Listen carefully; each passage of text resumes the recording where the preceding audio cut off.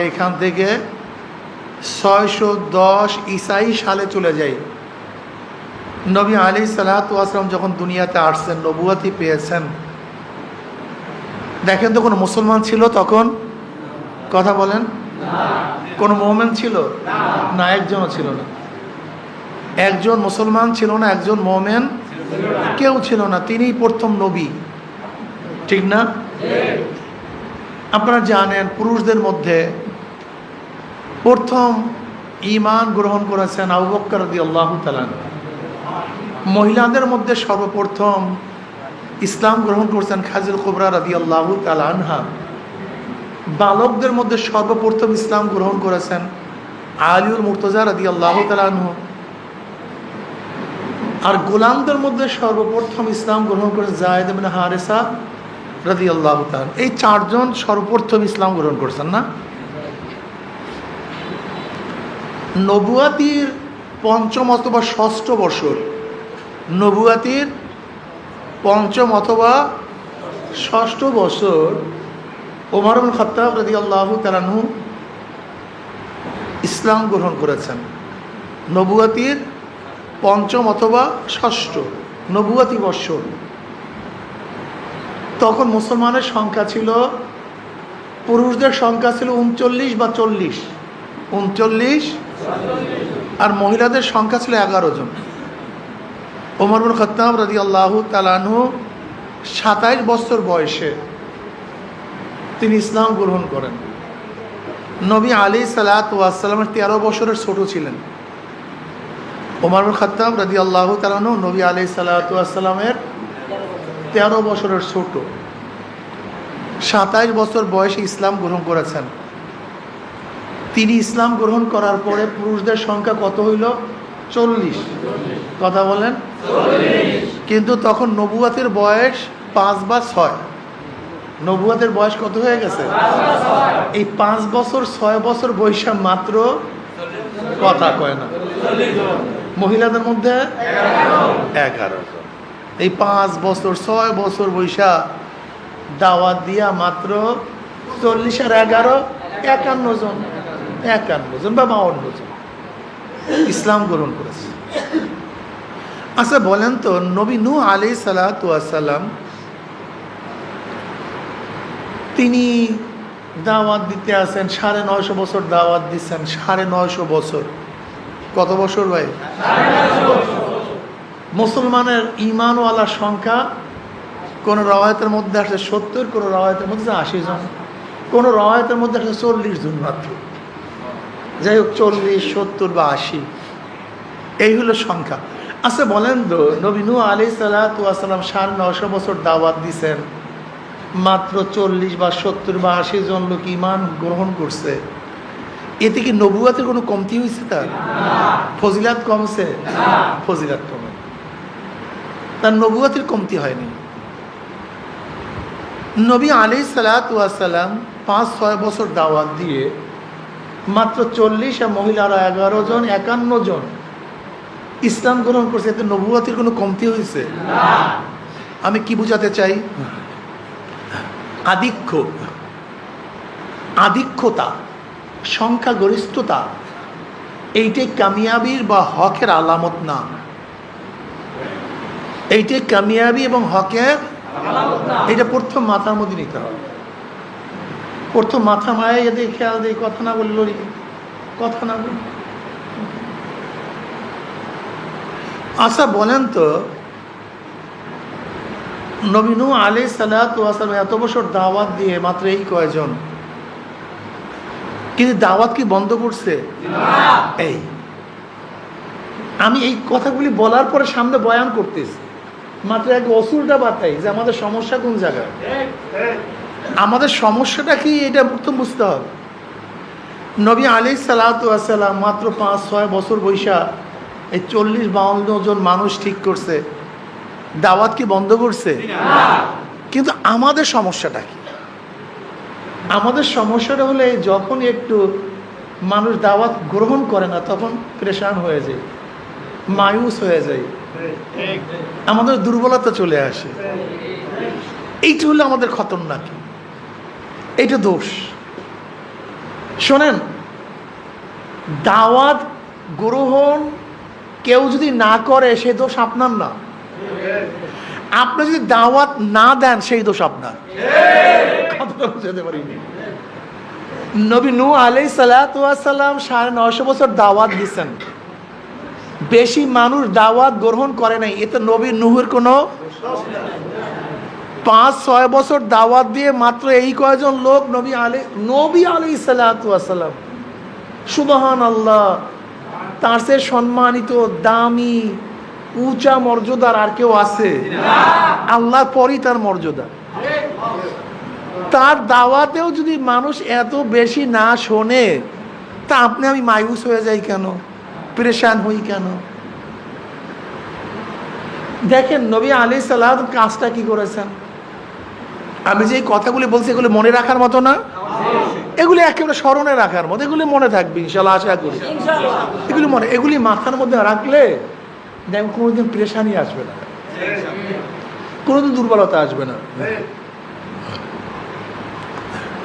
নবী আলাইহিস সালাম চিন্তা করলেন, মক্কাবাসী আমার দাওয়াত শুনে না, তা আমি যাই একটু তায়েফে, হালিমা সাদিয়ার এলাকায়, যেখানে আমি ছোটোবেলায় শিশুবেলায় কাটাইছি, যাই তায়েফে, সেখানে হয়তো মানুষ দাওয়াত কবুল করবে। বনি সাকিব গোত্রের লোক সেখানে বসবাস করে, তারা বহুত বড় গোত্র। যদি বনি সাকিবের লোকজন ইসলাম গ্রহণ করে, কোনো কথা নেই, সব কিছু ইসলাম হয়ে যায়, মুসলমান হয়ে যায়। অনেক বুক ভরা আশা নিয়ে সেখানে গেছেন, যাওয়ার পরে কি ঘটনা পুরা উল্টা হয়ে গেছে। আপনারা সবাই জানেন, তায়েফের ময়দানে নবী আলাইহিস সালাতু ওয়াস সালামকে যে আঘাত করা হয়েছে, দাওয়াত ছাড়ছে, দাওয়াত ছাড়ছে, মায়ুস হয়নি, নৈরাশ হয়নি। আমরাও যদি নবী আলাইহিস সালাতু ওয়াস সালামের, বলবেন না সাল্লাল্লাহু আলাইহি ওয়াসাল্লাম, উম্মত হই, তা আমাদের কাজও দাওয়াত। কে কবুল করবে না করবে এটা আমার দোষ না, কিন্তু আমার দোষ কখন হবে বলেন তো? কখন হবে? যদি কেউ গ্রহণ না করে, আমার দোষ কখন হবে? এটা প্রথম মাথার মধ্যে নেন। আমার কাজ দাওয়াত দেয়া, কে কবুল করবে এটা আমার দায়িত্ব না।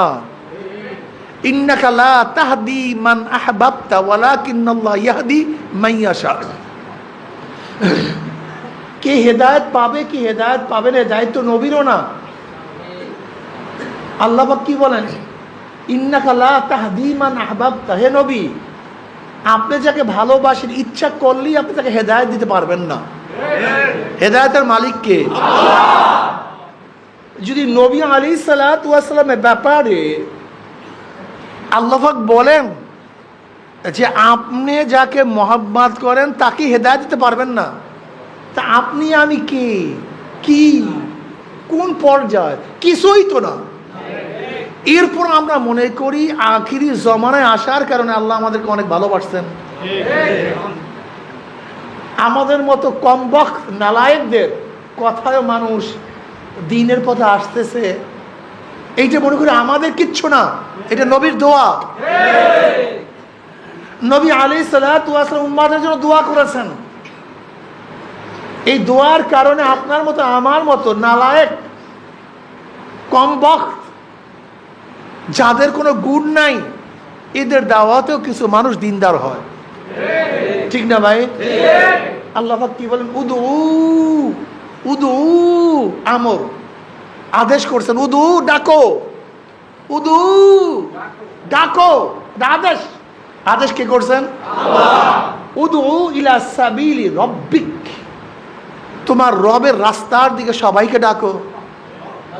হ্যাঁ, আল্লাহ বলছেন, হে সরমনাই পীর সাহেব, তুমি তোমার রবের রাস্তার দিকে ডাকো। হে অমুক পীর সাহেব, জৌনপুরি হুজুর, তুমি ডাকো। হ্যাঁ আলেম সাহেব, তুমি ডাকো। আল্লাহ পাকে আলেম সাহেব পীর সাহেবকে বলছেন না সমস্ত মুমিনদেরকে বলছেন?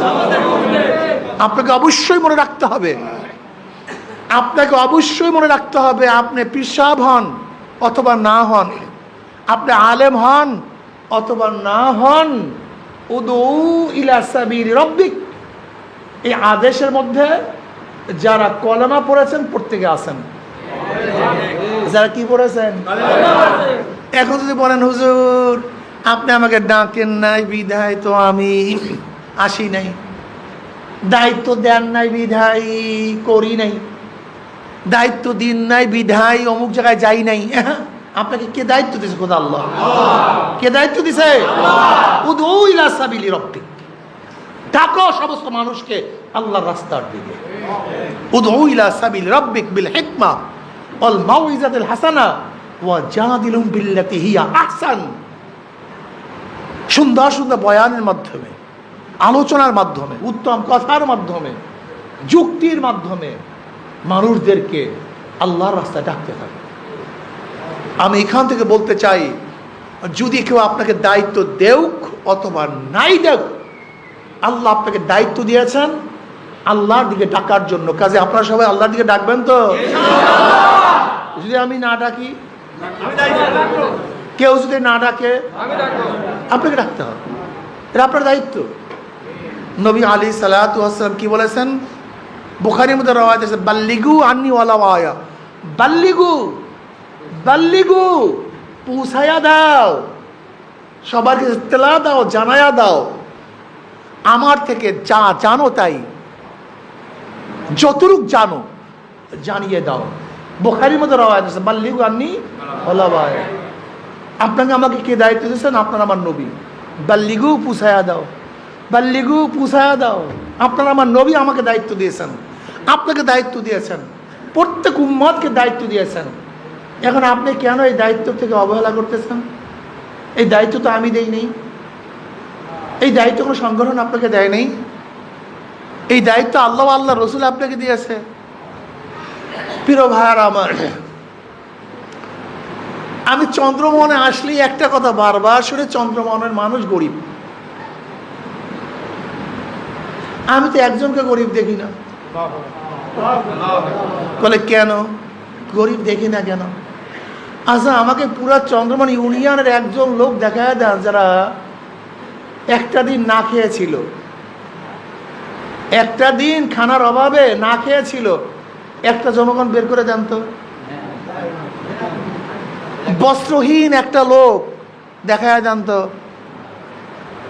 পুরো চন্দ্রমোহনের মধ্যে মাথা গোজার কোনো জায়গা নাই, একটা লোক দেখায় দেন তো। একটা টিনও নাই, ছাপড়াও নাই, একজন লোক দেখায় দেন তো। কাপড়হীন একজন লোক আমাকে দেখায় দেন তো। আপনি গরিব এবং ধনী বলতে কি বুঝেন? এই পার্থক্যটা আমাদের করা উচিত, এই পার্থক্যটা অবশ্যই জানা উচিত। যদি আপনারা গরিব হন, আম্মাজান আয়েশা সিদ্দিকা রাদিয়াল্লাহু আনহার এই হাদিস কি করবেন? বুখারীর মধ্যে রওয়ায়াত আছে, আম্মাজান বলেন নবীর ঘরে অনেক সময় 1 মাস পর্যন্ত চুলা জ্বলতো না, আগুন জ্বলতো না। আছেন একজনও পুরো চন্দ্রমোহনের মধ্যে 1 মাসে আগুন জ্বলে নেই? তো কিসের গরিব আপনি? এই শোনেন, আসলে গরিব আমরা না, আমাদের ঈমান গরিব হয়ে গেছে। আলিউল মুর্তজা রাদিয়াল্লাহু তাআলা ফরমান, হে গোটা দুনিয়ার মানুষ, হে গোটা দুনিয়ার মানুষ, সরদার দো আলম আলাইহিস সালাতু ওয়াস সালামের কলিজার টুকরা ফাতেমার ঘটনা শুনো। তিনি বলতেছেন, আল্লাহর নবী আলাইহিস সালাতু ওয়াস সালামের কলিজার টুকরা ফাতেমার ঘটনা শুনো। ফাতেমা পানির মস্ক টানতে টানতে কাঁধের মধ্যে রশির দাগ পড়ে গেছে। আছে একজন মহিলা এত কষ্ট করছে বর্তমানে, তিনি কি বললেন? ফাতেমা আটার চাকরি ঘুরাতে ঘুরাতে হাতের মধ্যে দাগ পড়ে গেছে, ঠোস পড়ে গেছে হাতের মধ্যে। শোনো গোটা দুনিয়ার মানুষ, ফাতেমা আমার একটা বিছানা ছিল, শুধু কয়টা বিছানা? তাও ছাগলের চামড়া। কিসের? ওই একটা বিছানায় রাত্রে দুজনে ঘুমাতাম। আবার দিনের বেলায় সে চামড়াটা তুলে নিয়ে বকরি, দুম্বা, জানোয়ারকে খাদ্য দিতাম। আমাকে দেখান তো একজন গরিব চন্দ্রমোহনের মধ্যে আছে এরকম একজন। নবী আলাইহিস সালাতু ওয়াস সালাম ফাতেমা রাদিয়াল্লাহু তাআলার ঘরে গেছেন, সালাম দিচ্ছেন, বলে এখন ঢুকিয়েন না, একটু পরে বলে কেন? বলে আপনার সামনে আসার মতো কাপড় আমার নাই। তার মানিটা কি বলেন? ক্ষুধার্ত অবস্থায় পাথর বাঁচছেন এরকম একজন লোক গোটা বাংলাদেশে আছে বর্তমানে? কিন্তু নবী আলাইহিস সালাতু ক্ষুধার কারণে পেটে পাথর বাঁধছেন কি বাঁধেন নাই? সাহাবারা বাঁধছেন কি বাঁধেন নাই? আসলে ক্ষুধা বা গরিব এটা ঠিক না, অতিরিক্ত নাই বলতে পারেন। কি নাই ভাই? এখন অতিরিক্তর ব্যাখ্যাটা কি? অতিরিক্ত কি পরিমাণ? সালমান এফ রহমান তো হাজার হাজার কোটি টাকার মালিক, এরপর শেয়ার বাজার থেকে ৫-৫০ কোটি টাকা আত্মসাৎ করছে। কত লাগবে আমাকে বলুন? কত টাকা দরকার? এর পরিমাণটা কি? দেখেন আমাদের চাহিদাটা হলো কেমন জানেন? সংকীর্ণ হৃদয়খানি অনন্ত পিপাসা, মিটে নাই, মিটিল না, মিটিবে না আশা। হৃদয় একেবারে সংকীর্ণ, এর আশা সমুদ্রের চেয়েও গভীর, এর ওজন পাহাড়ের চেয়েও ভারী, এর উচ্চতা আকাশের চেয়েও বেশি। আরো চাই। আলহাকুমুত তাকাসুর হাত্তা যুরতুমুল মাকাবির, আলহাকুমুত তাকাসুর হাত্তা যুরতুমুল মাকাবির। তাকাসুর, আরো আরো আরো আরো। এখানে যারা আসি এরকম অনেক মানুষ আছে, হয়তো 50 বছর আগে অবস্থা একটু খারাপ ছিল, আল্লাহ এখন অনেক ভালো রাখছে, কিন্তু চাহিদা কম নেই, আরো চাহিদা আছে। নাকি ভুল বললাম ভাই? 20 বছর আগে দুর্বল ছিলাম, এখন আল্লাহ ভালো রাখছে, আরো নাই। কি নবী আলাইহিস সালাতু ওয়াস সালাম কি বলেছেন জানেন? কি বলছেন জানেন?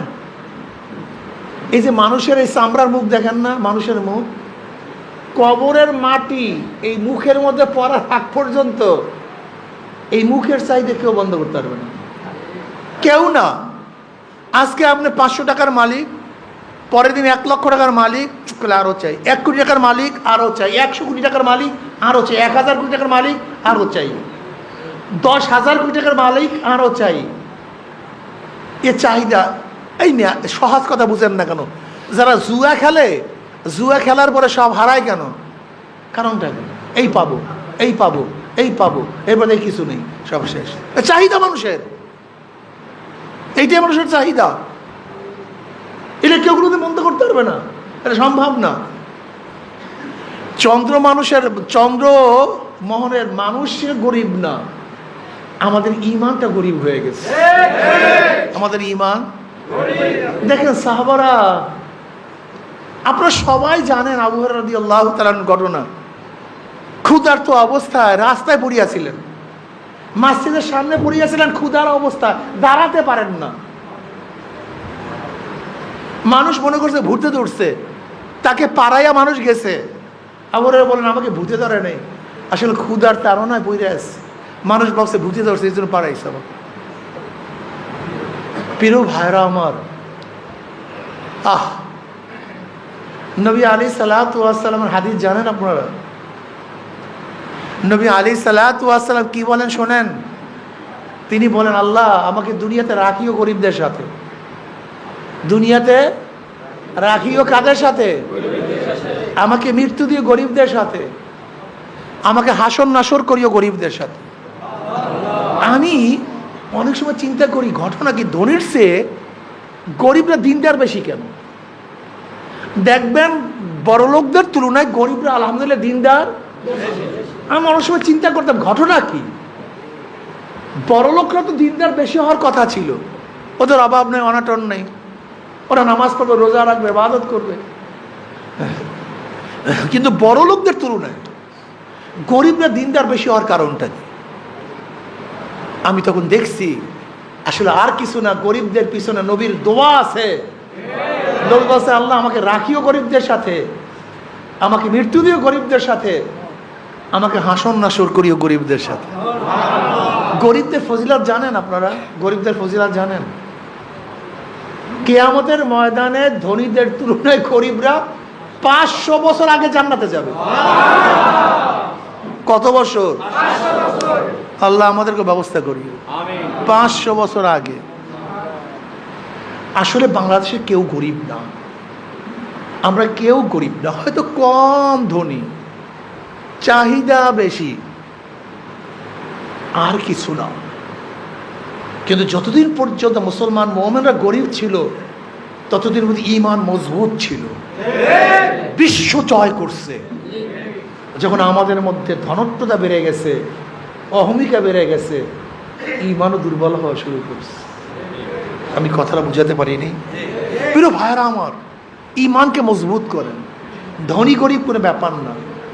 হ্যাঁ, দুনিয়াতে আল্লাহ পাক ধনী বানাইছে, আলহামদুলিল্লাহ। ধনী বানাইছে, ক্ষমতা দিছে, বাদশাহী দিছে, গরিব বানাইছে, ফকির বানাইছে। এই যে মুমিনের চরিত্র। সুলাইমান নবী আলাইহিস সালাতু ওয়াস সালাম বাদশা ছিলেন, জিন ইনসান মাখলুকাতের বাদশা, তাকাব্বুরি ছিল না, বাদশা। দাউদ আলাইহিস সালাম বাদশা ছিলেন, তাকাব্বুরি ছিল না। আইয়ুব নবী আলাইহিস সালাম বাদশা ছিলেন, ধনী ছিলেন, তাকাব্বুরি ছিল না। ওসমান গনি মানে ধনী, ওসমান গনি মানে তাকাব্বুরি ছিল না। বুঝাতে পারি নাই?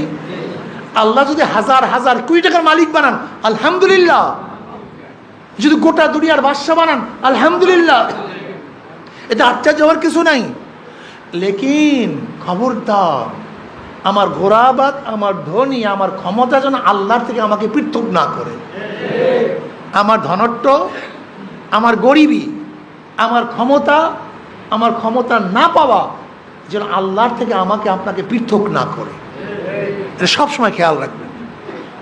আমার চন্দ্রমোহনের বাবারা, আমার চন্দ্রমোহনের পর্দালের মা বোনেরা, আমি বিশ্বাস করি আমাদের 10টা ইউনিয়নের মধ্যে সবচেয়ে বেশি দিনদার চন্দ্রমোহনের মানুষ। বলবেন না আলহামদুলিল্লাহ? সবচেয়ে দিনদার, কোনো সন্দেহ নেই। অনেক বেশি দিনদার পার্সেন্টেজ হিসাবে আপনি দেখবেন চন্দ্রমোহন এরিয়ার মধ্যে লোক কত বসবাস করে, নামাজি কত। অন্য ইউনিয়নে গিয়ে দেখেন লোক কত বসবাস করে, নামাজি কত। অন্য ইউনিয়নে বসবাস করে কত, টুপিওয়ালা কত। ভাই আমরা তো ঘুরি, আমরা তো দেখি অন্য মানুষ কত, দাড়িওয়ালা কত, বোরখাওয়ালা কত। ইনশাল্লাহ গড়ে কিন্তু চন্দ্রমোহনের সংখ্যা দাড়িওয়ালাও বেশি, টুপিওয়ালাও বেশি, নামাজিও বেশি, বোরখাওয়ালাও বেশি। এর কারণ কি জানেন? এই গৌরবতার কারণে।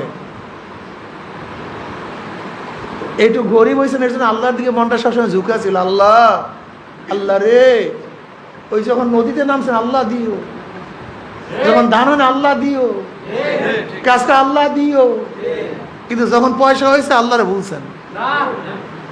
এইটা আমাদের সমস্যা, এইটি আমাদের সমস্যা। আল্লাহকে ভুলে দিতেছি। আমি বিশ্বাস করি চন্দ্রমোহন ভোটের সংখ্যা কত, 14,000-এর মতো। এখানে যারা আছে, এই জায়গায় যেই কয়জন লোক আছে, এই 14,000 মানুষকে যদি ভাগ করে নেই, 100 লোকও ভাগে পারবে না। কথা কয় না? আমি যদি 100 লোককে দাওয়াত দেওয়ার ভাগ নেই, আমার এই ইউনিটের, আমার এই ইউনিয়নের, আমার এই এলাকার প্রত্যেকটা মানুষকে দ্বীনের প্রতি দাওয়াত দেব। আমার কাজ দাওয়াত দিয়া কবুল করার মালিক কে? এটা আমার দেখার বিষয় না, এটা আমার দেখার বিষয় না। শোনেন, এক আল্লাহর ওলি নৌকায় উঠছে, খেওয়া বাড়াইতেছে। তার সাগরেদরা ছিল তার সামনে। খেওয়াতে ওঠার সময় এক হিন্দু আসছিল। এখন আল্লাহর দাওয়াত দেওয়া, ইমান ও নামাজটা পড়িয়া নিয়েন, ইমান আনিয়ান, নামাজটা পড়িয়া নিয়েন। এবং সাগরেদ হুজুর হিন্দু। এই কথাটা মনে রাখবেন। এখন আমি যে জবাবটা দেবো হুজুরের, এই কথাটা মনে রাখবেন। হুজুরে তো হিন্দু বলে, দেখো কিয়ামতের ময়দানে আল্লাহ পাক যখন আমাকে প্রশ্ন করবে, এই তোর সামনে যে অমুক ব্যক্তি পড়ছিল, তুই কি দাওয়াত দিছ? আমি কি জবাব দেব? আমি জবাবটা কি দেবো? যে আমি আমার কাজ করছি, এখন ও কবুল করুক অথবা নাই করুক, এ দায়িত্ব কার? এটা আমার দায়িত্বই না, এ দায়িত্ব তো আল্লাহ। এ দায়িত্ব তো আমার না। যদি আপনি এত বড় ক্রেডিটওয়ালা হন, তা নবী আলাইহিস সালাতু ওয়াস সালাম দাওয়াত দিয়ে তার চাচা আবু তালেবকে হেদায়েত করতে পারলেন না কেন? নবী নূহ আলাইহিস সালাতু ওয়াস সালাম ছেলেকে হেদায়েত করতে পারলেন না কেন? আদম আলাইহিস সালাতু ওয়াস ছেলে কাবিলকে হেদায়েত করতে পারলেন না কেন? লূত আলাইহিস সালাতু স্ত্রীকে হেদায়েত করতে পারলেন না কেন? হেদায়েতের মালিক কে? আল্লাহ। আপনার আমার কাজ কি? মাশাআল্লাহ। আপনার আমার কাজ কি? কবুল করাবার মালিক কে? আল্লাহ। বাস, আমি আমার কাজ করব, আমার দায়িত্ব দাওয়াত, আমি দাওয়াত দেব।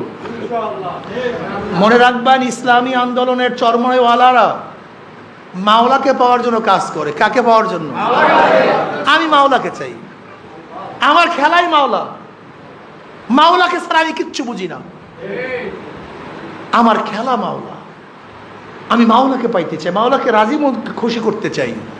আমি ইবাদত করিয়া মাওলাকে রাজি খুশি করিয়া মরতে চাই, এছাড়া আর কিচ্ছু না। এই ক্ষমতা ফমতা হাবি জাবি এগুলো আমার কিচ্ছু না। তা বলতে পারেন, হুজুর ক্ষমতা আমরা যাব কেন? যাব দাওয়াতের জন্য। কিসের জন্য? আল্লাহ পাক কি কয়? আল্লাযীনা ইম্মাক্কান্নাহুম ফিল আরদি আকামুস সালাওয়াতা ওয়াজ যাকাত। যদি আমি ওদেরকে ক্ষমতা দিতাম, কি দিতাম? ওদের ফার্স্ট কাজ ছিল না নামাজ কায়েম করতো। কি কায়েম করতো? যাকাত আদায় করতো। ও আমরু বিল মারুফ ওয়া নাহি আনিল মুনকার, সৎ কাজে আদেশ করছে, অসৎ কাজের থেকে মানুষকে বিরত রাখতো। তার মানিটা কি? একজন মুমিনের মূল টার্গেট হলো নামাজ পড়া। কিন্তু আমাদের সংকটটা এইটা না যে তুমি ক্ষমতা অর্জন করতে গিয়া নামাজ কাজা করবা, নামাজের দরকার নাই, রোজার দরকার নাই, খালি ক্ষমতা। এইটা আপনার আমার দায়িত্বই না, এইটা আপনার কাজ না, আমার কাজ না। আপনার আমার কাজ হলো কাকে রাজি করা? বাস। এই দাওয়াত দেই, কষ্ট করি, সাধনা করি মাওলাকে রাজি করার জন্য, জান্নাত পাওয়ার জন্য, জাহান্নাম থেকে নাজাত পাওয়ার জন্য। যদি শুধু ক্ষমতায় যাওয়ার জন্য কাজ করি, তা আওয়ামী লীগ বিএনপির সমস্যাটা কোথায়? জাতীয় পার্টির সমস্যাটা কোথায়? নাস্তিকদের সমস্যা কোথায়? বামপন্থীদের সমস্যা কোথায়? না, আমরা শুধু ক্ষমতায় যাওয়ার জন্য কাজ করি না, আমরা চাই আল্লাহ পাকের রাজি এবং খুশি। আমরা চাই জান্নাতে যাব, জাহান্নাম থেকে নাজাত পাবো ইনশাআল্লাহ। আমাদের প্রত্যেকটা কর্মীদের মধ্যে 3টা শর্ত এবং 5টা ঔষধ, 3 সবক। 5 ঔষধ, 3 শর্ত, 3 সবক। বুঝতে পারি নাই? 3 শর্ত কি? 3 শর্ত কি বলেন আমার সাথে? নিয়াতে খুলুস। সবাই বলেন। তারবিয়াতে খুলুস, হিম্মাতে খুলুস। আস্তে বলেন কেন? সবাই জোরে বলেন। নিয়াতে খুলুস, তারবিয়াতে খুলুস, হিম্মাতে খুলুস। নিয়াতে খুলুস, হিম্মাতে খুলুস, তারবিয়াতে খুলুস। নিয়াত খালিস। ইন্না সালাতি ওয়া নুসুকি ওয়া মাহইয়ায়া ওয়া মামাতি লিল্লাহি রাব্বিল আলামিন। আমার মরে যাওয়া, আমার বেঁচে থাকা, আমার জানি ইবাদত, আমার মালি ইবাদত একমাত্র কার জন্য? আমি একমাত্র আল্লাহর জন্য। আমি চেয়ারম্যান হওয়ার জন্য, এমপি হওয়ার জন্য, মিনিস্টার হওয়ার জন্য কাজ করি না। আমি নেতৃত্ব পাওয়ার জন্য, সভাপতি সেক্রেটারি হওয়ার জন্য কাজ করি না। আমি কাজ করি কাকে পাওয়ার জন্য? এই নিয়াতে খালেস করেন, একমাত্র আল্লাহর জন্য, একমাত্র আল্লাহর জন্য, একমাত্র আল্লাহর জন্য। নিয়াতে খুলুস, হিম্মতে খুলুস। পারবো না কেন? অমুক সংগঠনের লোক দুনিয়ার জন্য যদি এত ত্যাগ করতে পারে, দুনিয়ার জন্য এত কিছু করতে পারে, তা আমি মাওলাকে পাওয়ার জন্য আমি ত্যাগ করব না কেন? ওরা যদি 1 ঘন্টা সময় দেয়, আমি 2 ঘন্টা সময় দেব। ওরা যদি 2 ঘন্টা সময় দেয়, আমি 4 ঘন্টা সময় দেব। ওরা 1 ফোঁটা রক্ত ঝরায়, আমি 100 ফোঁটা রক্ত ঝরাবো। ওরা যদি দিনের জন্য রক্ত ঝরায়, আমি জীবন ঝরায়া দেব। হিম্মতে খুলুস। পারবো না কেন? ওরা যদি দুনিয়ার জন্য মার খেতে পারে, আমি আল্লাহকে পাওয়ার জন্য মার খেতে পারবো না কেন? আমার নবী যদি মার খেতে পারে, আমি কেন পারবো না? আমার নবী যদি দান শহীদ করতে পারে, আমি কেন দান শহীদ করতে পারবো না?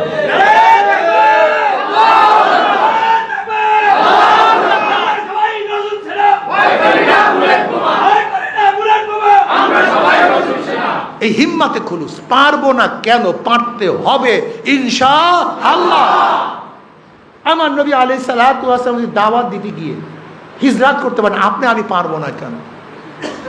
যদি সাহাবারা ঘর ছাড়তে পারেন দিনের জন্য, আপনি আমি পারবো না কেন? এমনকি সাহাবিয়ারা, মহিলা সাহাবিয়ারা যদি ঘর ছাড়তে পারেন, হিজরত করতে পারেন, তা আপনি আমি পারবো না কেন? তারা যদি এত কষ্ট করতে পারেন, কেন পারবো না? হিম্মত রাখেন, হিম্মতকে বলন্দ করেন। যদি নবী আলাইহিস সালাতু এত গালি খান, এত গালি শোনেন, মাজজুব, পাগল, জাদুকর, কবি, অতন্ত্রবাদী, লুভি, এরকম হাজারো গালি নবী আলাইহিস সালাতু ওয়াস সালামকে দিছি কি দেয় নাই? তিনি সহ্য করছেন কি করেন নাই? তা আপনাকে আমাকে গালি দিলে আপনি আমি সহ্য করতে পারবো না কেন? অবশ্যই পারবো ইনশাআল্লাহ। তরবিয়াতে খুলুস, সংগঠনের নিয়ম অনুযায়ী, সংগঠনের নিয়ম অনুযায়ী যেইভাবে আপনাকে আমাকে দায়িত্ব দেওয়া হয় না কেন, অবশ্যই দায়িত্ব পালন করব। আমার কাজটা ইবাদত, আমার কাজটা যেরকম 5 ওয়াক্ত নামাজ আমার গরজে আমি পড়ি, রোজা আমার গরজে আমি রাখি, হজ কথা কয় না, যাকাত যেরকম যাকাত আমি আমার গরজে দেই, নামাজ আমি আমার গরজে পড়ি, হজ আমি আমার গরজে করি, এই দাওয়াত সংগঠনের কাজ আমি আমার গরজে করব ইনশাআল্লাহ। এটা ইবাদত, এটা ইবাদত। আমাদের শায়খ মুর্শিদ নব্বরুল্লাহ আমার কাছে স্পষ্ট বলেছেন, আমি যেই কারণে নামাজ পড়ি ওই একই কারণে রাজনীতি করি। যেই কারণে নামাজ পড়ি, কথা বলেন, নামাজ পড়েন কেন? ফরজ। বলেন কি? তাই আপনি রাজনীতি কেন করেন? ফরজ। আকিমুস সালাহ আকিমুদ্দিন, বলেন আকিমুস সালাহ আকিমুদ্দিন। আকিমুস সালাহ নামাজ কায়েম করো, আকিমুদ্দিন দিন কায়েম করো, একই কথা। আকিমুস সালাহ বলেন অর্থ কি? আকিমুদ্দিন একই শব্দ, দুইটাই ফরজ, দুইটাই আমর, দুইটাই আল্লাহর তরফ থেকে। এর জন্য যেই কারণে আমি নামাজ পড়ি ওই কারণে আমি দিন কায়েম করার জন্য রাজনীতি করি। কথাটা বুঝাতে পারছি? এই কাজটা আমার, চরমনার কাজ না, এইটা মাওলানা ওলির কাজ না, এটা কার কোনো কাজ নাই, কাজটা আমার, এটা আমার দায়িত্ব। যতক্ষণ পর্যন্ত এই কাজটাকে নিজের মনে না করবেন, তখন ধাক্কা, যত ধাক্কা চলবেন না। আর যখন নিজের কাজ মনে করবেন, আপনাকে ধাক্কাতে হবে না, আপনার নিজের তরফ থেকে আপনার ফজরের আজান কখন হবে বারবার চক্ষু মেলতে থাকবেন, কখন শোবে সাদেক হবে বারবারই তাকাতে থাকবেন। আর যদি আপনাকে ধাক্কাইতে হয়, দেখবেন খাতা এমনভাবে মুড়া দিবেন আজান শুনবেন না, কেন? গরজ নেই। এর জন্য আমি প্রত্যেকটা মুসলমান মুমিনদেরকে বলবো, এই কাজটা আমার কাজ, অন্য কারোর কাজ না, এটা চরমনাই পীর সাহেবের কাজ না। আগে ভাবেন এর চরমনাই হুজুরের কাজ না, এর কোনো সংগঠনের কাজ নেই, কাজটা কার? জোরে বলেন, এই দায়িত্ব কার? এই দায়িত্ব কে দিছে?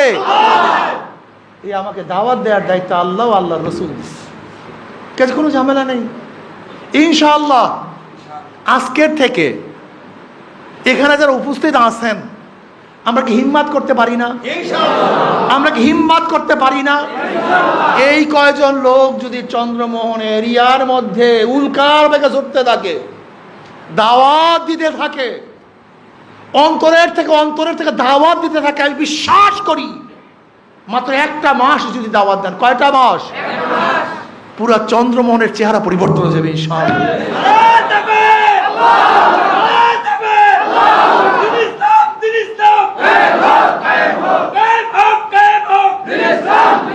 রাজি আছেন ইনশাআল্লাহ? কি সবাই রাজি আছেন? কে কে দুই হাত তুলে নারায়ে তাকবীর, নারায়ে তাকবীর, নারায়ে তাকবীর। আলহামদুলিল্লাহ। নিয়াতে খুলুস, হিম্মতে খুলুস, তারবিয়াতে খুলুস। 3 সবক, প্রতিদিন 2 রাকাত কাজাল হাজাত নামাজ পড়া। আল্লাহ তুমি আমাকে তৌফিক দান করো, মানুষদেরকে হেদায়েত দিয়া দাও, তোমার জমিনে তোমার হুকুম ইসলাম হুকুমাত কায়েম করে দাও। সুন্নাত নামাজের পরে যে কোনো নফল নামাজের মধ্যে 2 রাকাত কাজাউল হাজাত নামাজ পড়া। আল্লাহ তুমি ইসলাম হুকুমাত কায়েম করে দাও, সমস্ত মানুষের কলবকে ইসলামের দিকে ঝুঁকায়া দাও। আল্লাহ এইভাবে দোয়া করো। এরপরে প্রতি মাসে 4 জনকে দাওয়াত দেয়া। কয়জনকে? জোরে বলেন। কয়জনকে দাওয়াত দেয়া? মাসের একদিনের আয় আল্লাহর রাস্তায় দান করা। দান করেন আপনারা? সংগঠনে নিজের একটা পরিবার বানাবেন। কি বানাবেন? আপনার পরিবারের সদস্য কয়জন? 10 জন, 8 জন, 6 জন, 5 জন, 4 জন। আর একজন পরিবারকে কথা বলেন না কেন? ইসলামী আন্দোলন এটা পাঠ, আপনার এটা পরিবার, এটা পাঠ। আপনার সংসারের, আপনার পরিবারে কেউ অসুস্থ হইলে যেমন আপনার মধ্যে কষ্ট আসে, দরদ আসে, ঠিক আপনার সংগঠন দুর্বল হইলে আপনার মধ্যে দরদ কষ্ট আসতে হবে। আপনার পরিবারের জন্য যেভাবে খরচ করেন আপনাকেও অবশ্যই খরচ করতে হবে। আর মিয়া দান করলে বাড়ে, কমে না। দান করলে 10-এর লাঠি 10-এর লাঠি। আজকে যদি এখানে 1 টাকা করে দিই, কয়শো টাকা? এত টাকা। 1 টাকা দিতে পারেন এরকম খয়রাতির চেয়ে 1 টাকা কোনো খয়রাতি নেয় না, কোনো খয়রাতি। যদি 1 টাকা দেন মেজাজ খারাপ হয়ে যায়। কোনো খয়রাতি এখন 1 টাকা খয়রাত নেয় না। অথচ আপনি 5টা টাকা প্রতিদিন চা খেয়ে ব্যয় করেন, 5টা টাকা সংগঠনে দেন না, মহব্বত হইবে কিভাবে? মানে হবে না তো। সাহাবারা কষ্ট করছেন, দান করছেন। কেমন দান করছেন? আবু বকর সিদ্দিক রাদিয়াল্লাহু তাআলা তাবুকের ময়দানের জন্য বলেন তো কি নিয়ে আসছিলেন? গডি বাড়ি যা আসলে সব, গডি বাড়ি, নুনের গডিটা পর্যন্ত, নুনের বাটিটা নিয়ে আসছেন। নবী আলাইহিস সালাতু প্রশ্ন করেছেন, আবু বকর ঘরে গেলে আল্লাহ আল্লাহ রসুলকে রেখে আসছে, আর কিছু। এগুলো কিসের জন্য? আপনাকে আমাকে শিক্ষা দেওয়ার জন্য। অথচ 5টা টাকা সংগঠন ব্যবহার করেন না আপনারা। যতক্ষণ পর্যন্ত 5 টাকা এই সংগঠন ব্যবহার না করবেন ততক্ষণ পরে সংগঠন মনে করবেন, এটা নিজের সংগঠন মনে করবেন না, এটা পরপর মনে হবে। এক ব্যক্তি জুয়ান, সে দামি শাল দিয়া জুতা মুছতে আছে, দামি শাল। একজনের প্রশ্ন, কি রে ভাই তুই এত দামি শাল দিয়ে জুতা মোছে কেন? বলে জুতো হলে বাবার টাকার, আর শাল, জুতো হলে আমার টাকার, আর শাল হলে বাবার টাকার। শাল কার টাকার? মহব্বত নেই। আর জুতা কি আছে? বিশ্বাস হয় না। দেখবেন বাবায় জমি কেনে কষ্ট করিয়া বেচতে পারে না, কিন্তু পোলার আইসা। কারণটা কি? ওর মধ্যে ওর কষ্ট নাই, ওর কষ্ট নাই, এর জন্য ওর মহব্বত নাই। ঠিক যে সংগঠনের পিছনে আপনার খরচ নাই, অর্থ নাই, ঝড় নাই, ঘাম ঝরান নাই, রক্ত ঝরান নাই, সেই সংগঠনের প্রতি আপনার মহব্বত হতে পারে। তাই সুতা ধরবেন। কি ধরবেন? খালি সুতা ধরবেন। আমার ডাকলো না, আমাকে বলাইলো না, আমাকে পিছনে বসাইলো, তা আমাকে গুরুত্ব দিল না, আমি নাই। এই যে আওয়ামী লীগ বিএনপির মধ্যে এত মারামারি কেন, এত কাটাকাটি কেন? ওরা ওইটাকে ব্যবসার জায়গা মনে করে। কি মনে করে? ব্যবসার জায়গা। ওটা খ্যাতবোধের জায়গা মনে করে না, ওটা ব্যবসার জায়গা। আপনি জানেন কেমন ব্যবসা? আল্লাহ, এর মনে হয় আলাউদ্দিনের চারাগার চেয়ে মারাত্মক ব্যবসা। আপনি কি জানেন একজন বিসিএস ক্যাডারের ফার্স্ট বেতনের সূচনা কত দিয়ে হয় জানেন? স্টার্টিং বেতন কত জানেন? এই যে ম্যাজিস্ট্রেট যারা মানে বিসিএস ক্যাডার হয়, বিসিএস পরীক্ষা দিয়ে যারা ম্যাজিস্ট্রেট হয়, এদের বেতন জানেন কত? 22,000 35,000 থেকে শুরু। হুদা 22,000, হুদা 22 থেকে 35,000 টাকা। একজন ডিসির বেতন কত জানেন? 70-80,000 টাকা, 60-70-80, একা সিনিয়র যখন। আচ্ছা বলেন তো, 70-80,000 টাকা বেতন পাইয়া একজন ডিসি সাহেব ঘর বাড়ি সব চালাইয়া ঢাকায় বাড়ি করবে কবে? কথা পায় না কেন? ফ্ল্যাট কাটবে কবে? সম্ভব? কিন্তু একজন ওয়ার্ডের সভাপতি যদি হইতে পারে ওই সমস্ত দলের, পরের দিন 5 গাড়ি, বাড়ি 3টা। কথা কয় না, মিথ্যা কথা বলছি? লুটপাটের অবস্থা বুঝেন? লুটপাটের অবস্থাটা বুঝেন, এই পাবলিক তো বুঝে না। আহারে পাবলিক, ওরে পাবলিক রে, আহারে পাবলিক রে, ওরে পাবলিক। একজন ডিসি জীবনবার চাকরি করিয়া ঢাকাটা বাড়ি করতে পারে না, পারবে না। তার বেতনও তো ৮০,০০০ টাকা মিয়া। এরপর স্ত্রী, পুত্র, পরিজন, মেয়ে, ছেলে, খরচ, বাসা ভাড়া নাই ধরে নেন, কিন্তু খরচ তো আছে। একটা ফ্ল্যাটের দাম ১ কোটি, ২ কোটি, ৫ কোটি টাকা। কয়দিনে কিনবে আমি জানি না। কিন্তু ফরিদপুরের ছাত্রলীগের সভাপতি, ফরিদপুরের ছাত্রলীগের শুধু পাচার করছে ২,০০০ কোটি টাকা, শুধু পাচার করছে ২,০০০ কোটি। এই যে দেখেন না, ওয়ার্ডের একজন সেক্রেটারি সভাপতি হওয়ার জন্য মারামারি, কাটাকাটি।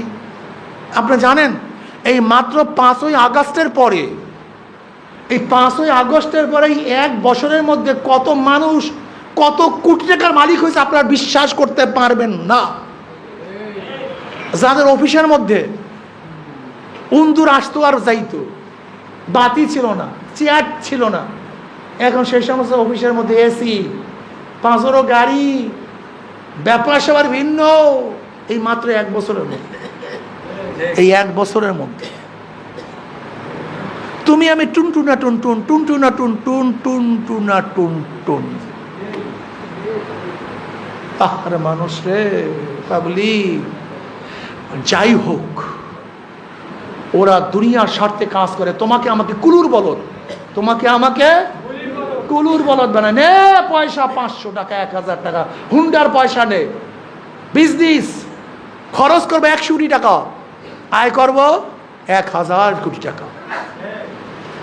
কিন্তু আমরা তো ভাই এই চান্দা তুলতে, যেমন ধরে নেন এখন নতুল্লাবাদ যাদের আন্ডারে, এই রূপাতলি বাস স্ট্যান্ড যাদের আন্ডারে, একটু খবর নিয়ে দেখেন তো প্রতিদিন কত টাকা কালেকশন হয়। একটু খবর নিয়ে দেখেন তো, প্রতিদিন একটা গাড়ি সার্ভে ৫০০ টাকা, সার্ভে কথা কয় না, খালি সার্ভে।